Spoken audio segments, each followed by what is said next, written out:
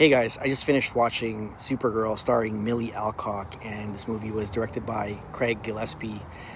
Now, I'm sad to report that this movie was super boring, guys.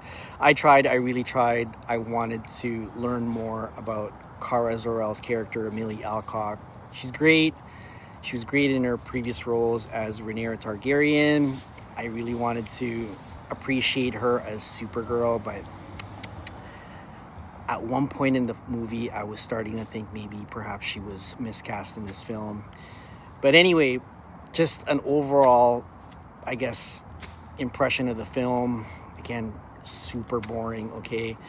The best thing about the movie for me was the backstory of Kara Zor-El, okay? They were kind of explaining that a little bit more in depth compared to the 1984 Supergirl. It's been a while since I've seen that one, but I remember watching it back in the day. I was like, how did she get to Earth? Like, it didn't really explain in great detail, but this one actually went in great lengths to explain that, which I can appreciate. I also like the whole explanation of the yellow sun and red sun, which is where she gets her powers. Pretty cool stuff. But sad to say, there were a lot more, negative things about this film. And two that stood out to me in particular, the villain.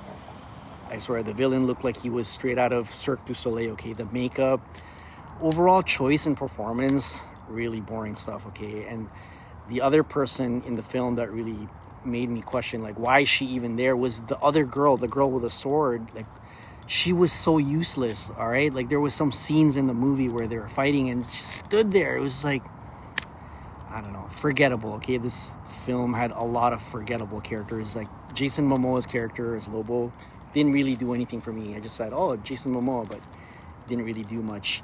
It's the kind of film I honestly will forget about by next week, and I gave it a shot. I saw this movie, so you don't have to, okay? This is honestly strike two in regards to the James Gunn DCE universe for me.